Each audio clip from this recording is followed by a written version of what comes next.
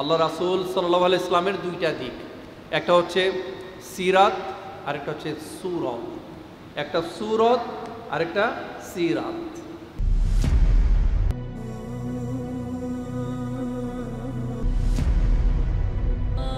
Al-Wasatiyah, enjoy the Quranic message. আল্লাহ রাসূল সাল্লাল্লাহু আলাইহি ইসলামের দুইটা দিক, একটা হচ্ছে সিরাত আর একটা হচ্ছে সুরত। একটা সুরত আর একটা সিরাত। এই যে সিরাত, আমরা চাইলে এটাকে ধারণ করতে পারি, লালন করতে পারি, অনুসরণ করতে পারি, অনুকরণ করতে পারি, এবং আল্লাহ রাসূলের জীবনী থেকে, এই সিরাত থেকে আমরা জ্ঞান নিতে পারি। কারণ আল্লাহ রাসূল সাল্লাল্লাহু আলাইহি সাল্লাম হচ্ছেন জীবন্ত কোরআন। এই কোরআনটাকে আপনি যা দেখছেন, আপনি পড়লে যা বুঝতেন, আল্লাহ রাসূল সাল্লাল্লাহু আলাইহি সাল্লামের সারা জীবনের অ্যাক্টিভিটি যদি আপনি দেখেন, আপনি তাই পাবেন। সুবহানাল্লাহ বলবেন না? একটু আস্তে হয়ে গেল, একটু জোরে পড়ি সুবহানাল্লাহ। এই আল্লাহ রাসূল সাল্লাল্লাহু আলাইহি সাল্লামের জীবনীটাকে আমরা কাজে লাগিয়ে আমরা আমাদেরকে সমৃদ্ধ করতে পারি, দুনিয়াতে সমৃদ্ধ হতে পারি, পরকালটা আমাদের the day of judgement, the day of resurrection, the day of অ্যাকাউন্টেবিলিটিকে আমরা সমৃদ্ধ করতে পারি। আমরা আমাদের জীবনটাকে শানিত করতে পারি। আমরা শুধুমাত্র মিলাদ নয়, শুধুমাত্র জন্ম নয়, আল্লাহ রাসূল জন্মেছেন, মিলাদ হয়েছে, তার মানে আমরা খুশি হয়েছে, আনন্দিত হয়েছে, আমরা আনন্দিত। কিন্তু আমরা শুধু জন্ম নয়, আমরা আল্লাহ রাসূলের সিরাত নিয়ে ভাবতে চাই, সিরাত নিয়ে কথা বলতে চাই, সিরাত থেকে শিখতে চাই। এটা হচ্ছে সিরাত। আর হচ্ছে আল্লাহ রাসূলের সুরত। এই সুরত চাইলেও আমরা ধারণ করতে পারবো না, এটা হচ্ছে আল্লাহ প্রদত্ত।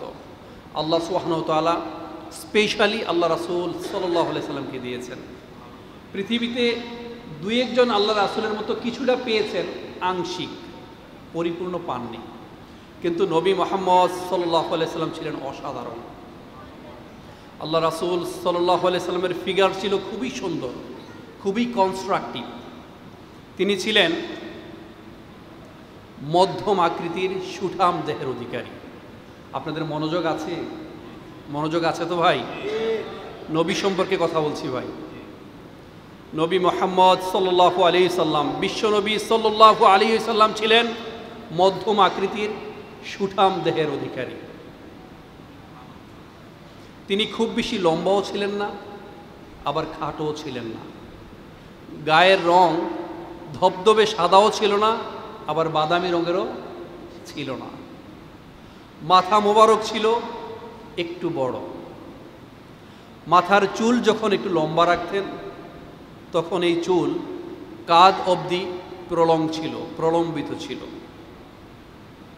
মাথার চুল ছিল খুবই কালো। আল্লাহ রাসূল সাল্লাল্লাহু আলাইহি সাল্লামের ওফাত পর্যন্ত মাথার চুল এবং দাড়ি মোবারক মিলেও 20টিও দাড়ি চুল পাকে নাই।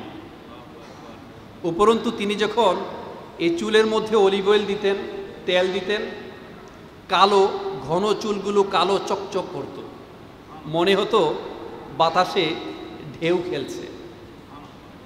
আল্লাহ রাসূল সাল্লাল্লাহু আলাইহি সাল্লামের দুই কাঁধের মধ্যবর্তী অংশ ছিল একটু প্রশস্ত, কপাল ছিল একটু চওড়া।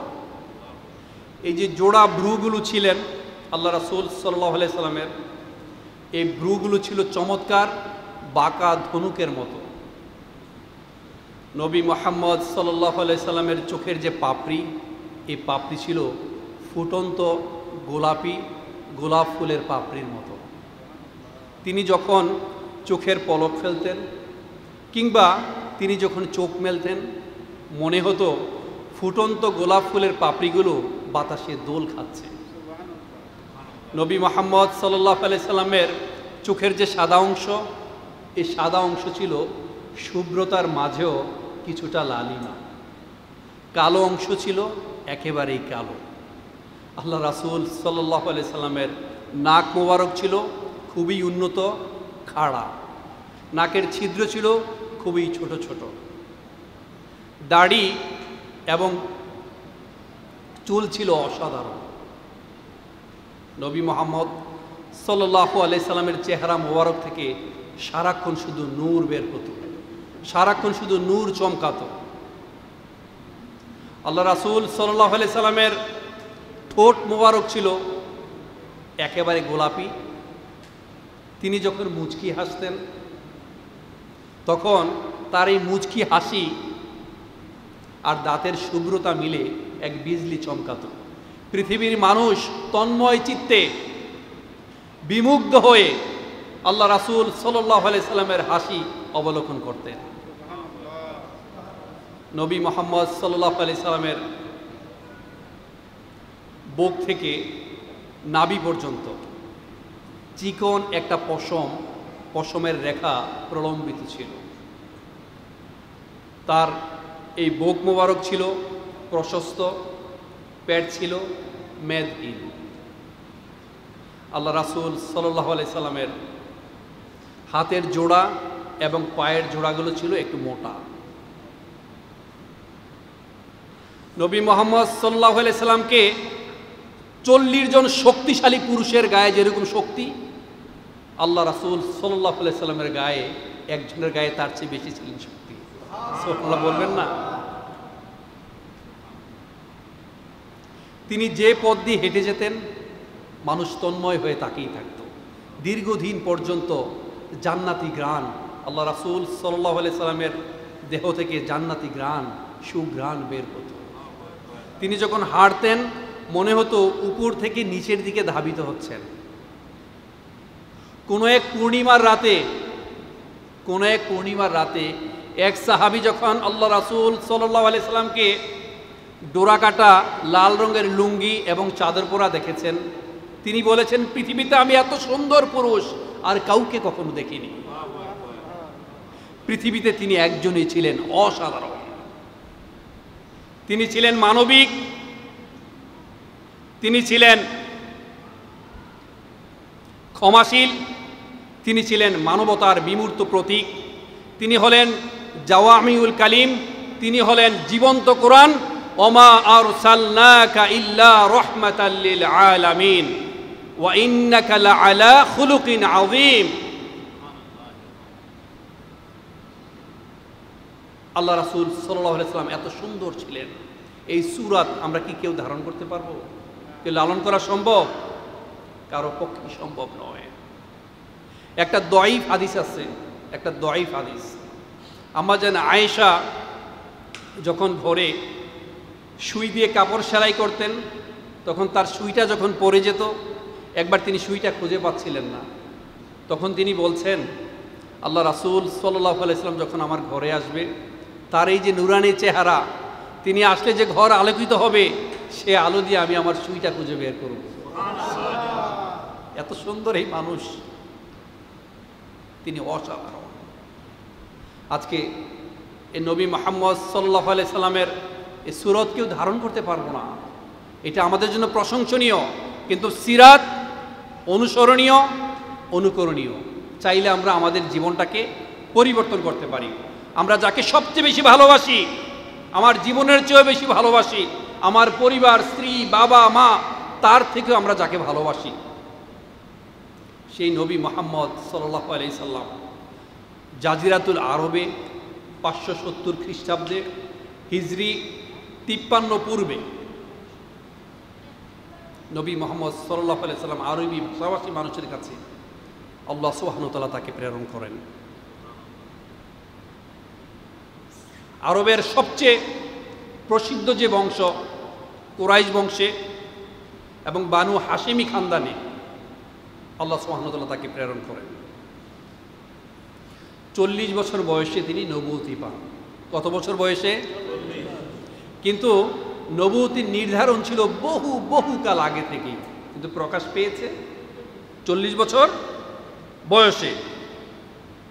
সে আল্লাহ রাসূল সাল্লাল্লাহু আলাইহি সাল্লামের যে হস্তদ্বয়, পদদ্বয় এবং আঙ্গুলগুলো ছিল একটু মাংস। এত সুন্দর চেহারা পৃথিবীতে কেউ দেখেনি। আল্লাহ রাসূলের মা আমেনা যখন গর্ভবতী ছিলেন, তিনি স্বপ্নে দেখতেন তার পেট থেকে একটা আলো সামদেশ পর্যন্ত আলোকিত করে ফেলেছে। সামদেশের বড় বড় যে বিল্ডিং, এই বিল্ডিংগুলো আলোকিত করে ফেলেছে। এটা হচ্ছে আল্লাহ রাসূল সাল্লাল্লাহু আলাইহি সাল্লাম পৃথিবীতে আসার একটা নমুনা। সেই নবী মুহাম্মদ সাল্লাল্লাহু আলাইহি সাল্লামকে আমরা কথা বলতে চাই, তার জ্ঞানের আলোয় আমরা আলোকিত হতে চাই। আমাদের সমস্ত যে অন্ধকার, এই অন্ধকারচ্ছন্নতা আমরা দূরীভূত করতে চাই।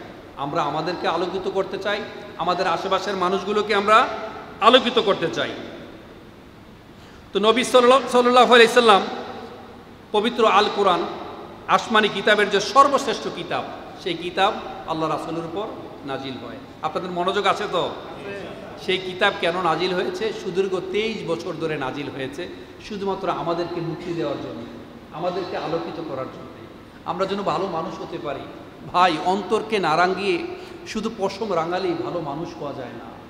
অন্তরকে না রাঙিয়ে শুধু বেশভূষা পরিবর্তন করলেই ভালো মানুষ হওয়া যায় না। ভালো মানুষ হতে হলে আগে ভেতর থেকে পেঁয়াজের খোসার মতো স্তরে স্তরে স্তরীভূত হয়ে বদলাতে হবে। কদ আফলাহা মান যাক্কাহা, অন্য এক আয়াতে বলেছেন কদ আফলাহা মান তাযাক্কা। যারা অন্তর থেকে পরিশীলিত হতে পেরেছে, যারা আত্মাটাকে শুধরাতে পেরেছে, যারা ভালো মানুষ হতে পেরেছে। ভাই, সমাজে অনেক সময় অনেক অনিয়ম থাকবে, আপনাকে কেউ আঘাত করতে চাইবে, আপনাকে কষ্ট দিতে চাইবে, কিন্তু মনে রাখবেন এমন কিছু কথা আছে, আপনি চাইলে তাকে ধরাকে সরাজ্ঞান করতে পারেন। আপনি চাইলে যে আপনাকে ক্ষতি করেছে, যে কষ্ট দিয়েছে, আপনি তাকেও কষ্ট দিতে পারেন। এমন কিছু কথা, যেই কথা বললে তিনি কষ্ট পাবেন বলে আপনার মনে হয়েছে, এবং যেই কথাটা আপনি গিলে ফেলেছেন, যেই কথাটা আপনি হজম করেছেন, এটা হচ্ছে আল্লাহর কাছে সবচেয়ে বড় ইবাদত। আপনি চাইলে তাকে কষ্ট দিতে পারতেন, কথার আঘাত দিতে পারতেন, কিন্তু তাকে আপনি দেননি, আপনি হজম করে ফেললেন। এটা হচ্ছে আল্লাহর কাছে সবচেয়ে বড় ইবাদত। কাল হাসরের দিন আল্লাহ সুবহানাহু ওয়া তাআলা এই যে কাজটা করেছেন, এই কারণে আল্লাহর সন্তুষ্টি দ্বারা আপনাকে খুশি করে দিবেন। এর চেয়ে আর বড় কিছু আছে? আল্লাহ যদি আপনার উপর সন্তুষ্ট থাকেন, আল্লাহ যদি আপনার কাছে রাজি খুশি থাকেন, আর কিছুই লাগবে না ভাই।